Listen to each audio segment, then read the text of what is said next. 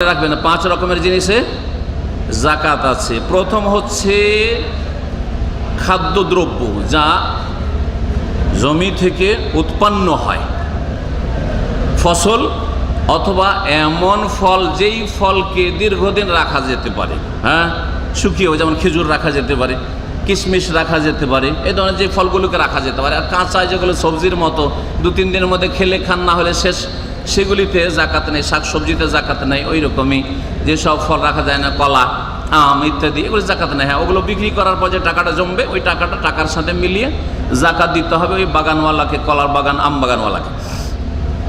প্রথম জাকাত হচ্ছে ফসলের জাকাত, যেটাকে আমাদের দেশে বলা হয় ওসর। কি বলা হয়?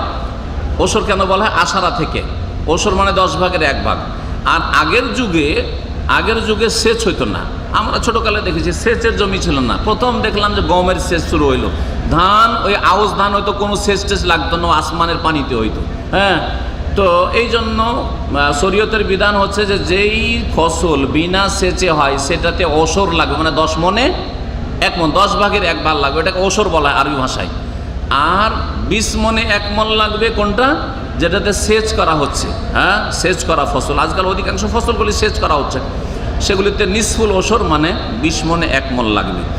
এই হচ্ছে একটি জাকাত। দ্বিতীয় জাকাত হচ্ছে গবাদি পশুর জাকাত। উটের জাকাত আছে, গরুর জাকাত আছে, বকরি ছাগলের জাকাত আছে, এগুলির প্রয়োজন নেই। 3 নম্বর হচ্ছে স্বর্ণের জাকাত। স্বর্ণের জাকাত কোরআনে কারীম আল্লাহ পাক উল্লেখ করেছেন সূরা তওবাতে, যে যাহাব ফিদা, স্বর্ণ চাঁদি যাদের কাছে আছে, আর যদি ওর হক আদায় না করে তাহলে তাদের জন্য কঠোর শাস্তির সুসংবাদ শুনিয়ে দাও ইত্যাদি। আর এর নিসাব মানে সর্বনিম্ন কতটা স্বর্ণ, গোল্ড আপনার কাছে থাকলে জাকাত ফরজ হবে, সেটা নবী করিম সাল্লাল্লাহু আলাইহি ওয়াসাল্লাম হাদিস রয়েছে 20 দিনার, ইশরুনা দিনারান, 20 দিনার। আর এর অপর নাম হচ্ছে 20 মিসকাল। 20 মিসকাল, এই 20 দিনার বা 20 মিসকাল, 20 মিসকাল হচ্ছে ভরিতে, কে জানেন ভরিতে? স্বর্ণের নিসাব মানে সর্বনিম্ন কত ভরি স্বর্ণ গোল্ড থাকলে জাকাত লাগবে, কে বলতে পারেন? 7। আর কেউ? 7.5। মাশাআল্লাহ, ঠিক বলেছেন, 7.5 ভরি। 7.5 ভরি,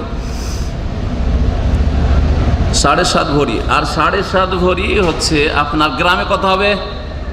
গ্রামে বলেন কত? 85? জি 85 গ্রাম। 85 গ্রাম। আজকাল গ্রামের হিসাব চলছে, তো 85 গ্রাম সহজ ভাষায় জানেন। 85 গ্রাম যদি স্বর্ণ আপনার স্ত্রীর মালিকানায় থাকে, অথবা আপনার মালিকানায় থাকে, একজন মালিকানায়, 4-5 জনের নয়। আপনার সাবালিকা মেয়েকে দিয়ে দিয়েছেন, ও মালিক হয়ে গেছে, ওটা নয়, সব জমা করার দরকার নেই।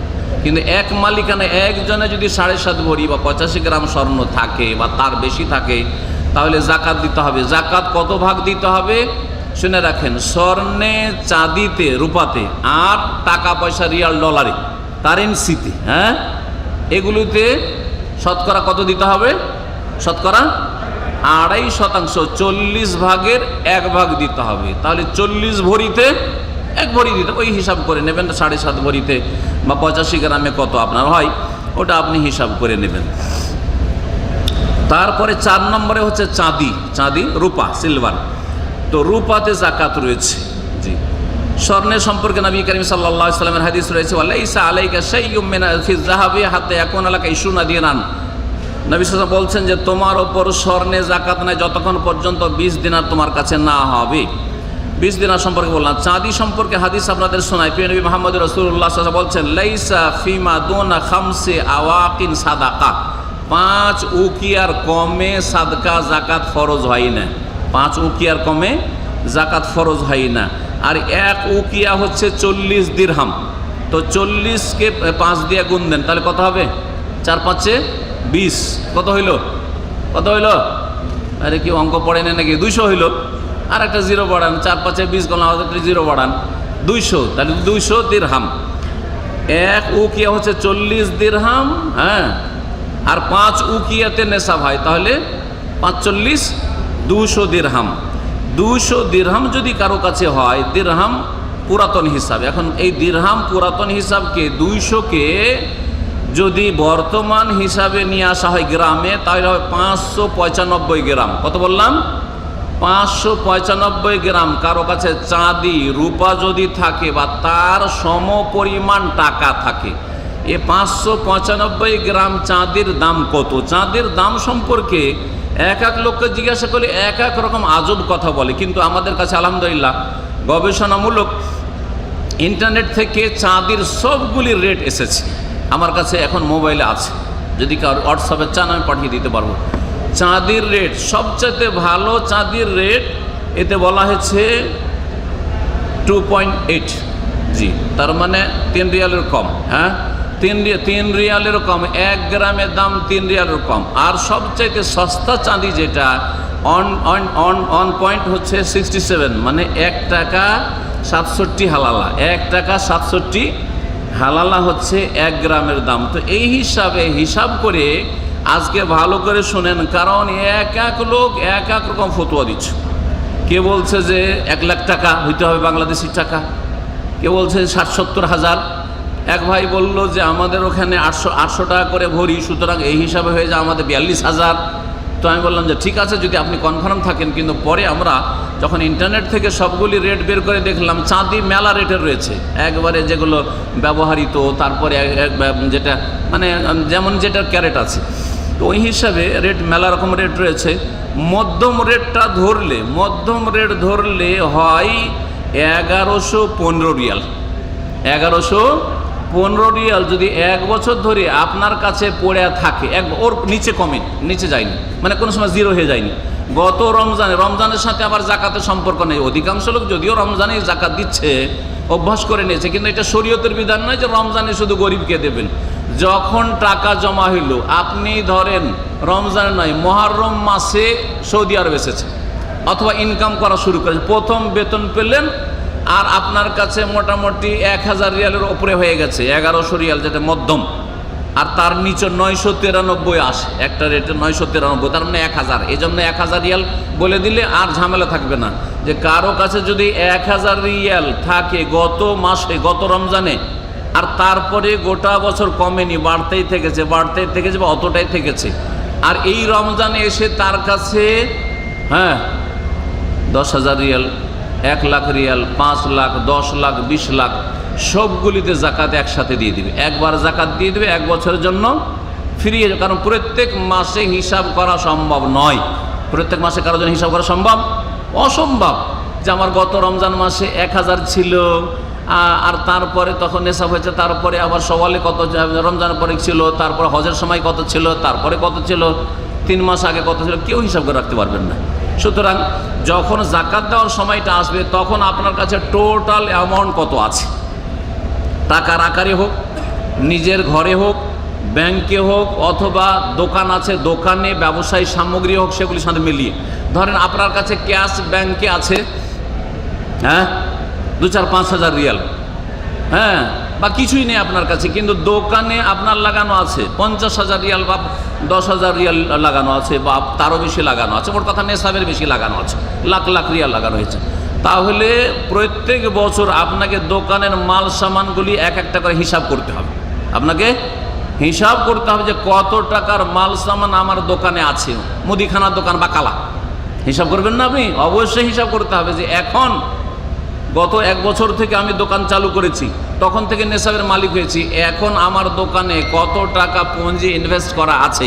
এই যত টাকা পুঁজি ইনভেস্ট করা আছে, এই সমস্ত টাকাতে জাকাত আপনাকে দিতে হবে বছরে একবার। এটা হচ্ছে টাকা আর ব্যবসায়ী সামগ্রী, তার সাথে চাঁদি বললাম। আর 5 নম্বরে হচ্ছে ব্যবসায়ী সামগ্রী, সেটাও টাকার মতোই 40 ভাগের 1 ভাগ তাতে দেবেন। এই ছিল ওই সব ধন সম্পদগুলি যেগুলিতে জাকাত লাগবে। 5 রকমের জিনিস কে বলতে পারেন? 5 রকমের জিনিসে জাকাত লাগবে, কে বলতে পারেন আমার আলোচনা থেকে? দেখি আপনারা প্রশ্ন উত্তর দেন। জি, আছে কেউ? আল্লাহর বান্দা, এখনই তো বললাম। হ্যাঁ বলেন। স্বর্ণতে চলেন, আগে পিছিয়ে করলে অসুবিধা। চাঁদিতে কোন ধন সম্পদ? তো স্বর্ণ চাঁদিটা ধন সম্পদ নাই। টাকা পয়সা চাঁদির বিকল্প, ওটা ধরলে 6 নম্বর হয়ে যাবে। টাকা পয়সাগুলি চাঁদির বিকল্প। মনে রাখবেন যে স্বর্ণ 7.5 ভরিকে নেশাব ধরবেন না। কতকে নেশাব ধরবেন? 595 গ্রাম চাঁদিকে নেশাব ধরবেন। কারণ এই যে কাগজের টাকাটা এসছে, এটাও ভালো করে ক্লিয়ার করেন। কাগজের টাকা এসছে, এটা আগের যুগে চাঁদির টাকা চলতো, রূপার টাকা চলতো, তার বিনিময়ে এসছে। এটা চেক স্বরূপ, যেমন ব্যাংকে গেলে চেক দেয় না, ড্রাফট দেয়, বা চেক কেটে দিচ্ছেন আপনি কাউকে যে যাও তুমি আমার ব্যাংক থেকে টাকা উঠিয়ে নাও, ওই রকমই ঠিক কাগজের নোটটা হচ্ছে চেকের মতো। এটা টাকা নয়, আসলে টাকা নয়। সরকারের ঘরে কিছু না থাকলে এটার কোনো মূল্য ছিল না, যেমন জাল টাকার কোনো মূল্য নাই। হ্যাঁ, তো কথা হচ্ছে যে চাঁদির বিকল্প হিসাবে কাগজের নোট এসছে, সুতরাং চাঁদিকে নিসাব ধরতে হবে। আর সেটা হচ্ছে 1000 থেকে 1100 রিয়াল। তো 1000 রিয়াল যদি নেশাব হয়, বাংলাদেশের টাকা কত টাকা হইল? হ্যাঁ, কত? 20 না 22? 20 ধরেন না, 20 ধরেন, একটু বেশি হবে। তো 20,000 টাকা, মোটামুটি 20,000 টাকা যদি বাংলাদেশি টাকা থাকে আপনার কাছে, তো জানতে হবে যে আপনার নেশাব হয়ে গেছে। এটাই হচ্ছে আপনার ঈমানের ক্ষেত্রে আর জাহান্নাম থেকে বাঁচার ক্ষেত্রে অধিক সতর্কতা। এটা হচ্ছে সতর্কতা। এখন বলেন, স্বর্ণ হইল, চাঁদি হইল, ফসলে মাশাআল্লাহ, হ্যাঁ হ্যাঁ, গবাদি পশু, হ্যাঁ হ্যাঁ, উট গবাদি পশু, গৃহপালিত পশু। চলেন, দোকানপাটের যে মাল সামান, হ্যাঁ, ব্যবসায়িক সামগ্রী। চলেন, ঠিক আছে, আপনার একটা পুরস্কার আছে, নিয়ে যেতে পারেন। কষ্ট করে বলে, এত কষ্ট করলে হবে? তো আপনি যদি কষ্ট করেন তো এরা কী বলবে সব? আহাল আদরি, হ্যাঁ, এরকম করলে হবে? আচ্ছা, এখন আপনাদের একটা কথা জিজ্ঞেস করছি, কারা জাকাত দেন? একটু হাত উঠান। এটা রিয়াকারি না। জাকাত কার উপরে ফরজ? একটু হাত উঠান। জাকাত কার উপরে ফরজে আছে? আমি যে হিসাব বললাম, এটা হচ্ছে গবেষণামূলক তাহকিকি হিসাব। এতে 1000 রিয়াল গত রমজানে ছিল। মেলা টাকা থাকলে জাকাত লাগে না। 1000 গত রমজানে ছিল, ওর নিচে পকেট খালি হয়নি, ব্যাংক খালি হয়নি। বোঝা গেছে? মানে 20,000 টাকা আপনার ব্যাংকে পড়ে আছে বাংলাদেশে ধরে, আর এখনও 20,000-এর বেশি আছে, তাহলে প্রত্যেকের উপর জাকাত ফরজ। এতে যদি হাত উঠাইতে বলি, তো আমার কাছে চুরি করে লাভ নেই, আল্লাহর কাছে চুরি করতে পারবেন না, বুঝছেন? সবার উপর জাকাত ফরজে আছে। সবার উপর কি আছে? জাকাত ফরজে আছে। জি হ্যাঁ, ভালো করে শুনে রাখেন। সুতরাং কারো কাছে যদি 20,000 টাকা বাংলাদেশি টাকা, 1000 রিয়াল সৌদি আরবের যদি 1 বছর ধরে থাকে, তার নিচে একবারে এমটি খালি হয়ে যায়নি, পকেট শূন্য হয়নি, ব্যাংক শূন্য হয়নি, তা বাড়ি শূন্য হয়নি, তাহলে জাকাত ফরজে আছে। আল্লাহর হস্তে জাকাত টাকা বেরোয়, 1000 রিয়ালে যা বেরোয় তাই বের করবেন। হ্যাঁ, 1000 যা বেরোয় শতকরা 2.5 টাকা, তাহলে 1000-এ কত হবে? হ্যাঁ, 1000-এ 25 টাকা, 25 রিয়াল বের করে, 25 রিয়াল আপনি গরিব মিসকিনের হক, ওটা আপনার হক নয়, বের করবেন না আপনি। তাহলে প্রত্যেকে যদি 1000 রিয়ালে 25 টাকা করে বের করি, তো দেশে গরিব থাকবে? গরিব থাকবে না দেশে, আসলে গরিব থাকবে না। এইভাবে জাকাত বের করতে হবে। আল্লাহ পাক যেন তৌফিক দান করেন। আর এই 5টি জিনিসের জাকাত আছে, ভালো করে বুঝে নেন। আর টাকা পয়সার জাকাতটা ভালো করে আশা করি বুঝে নিয়েছেন।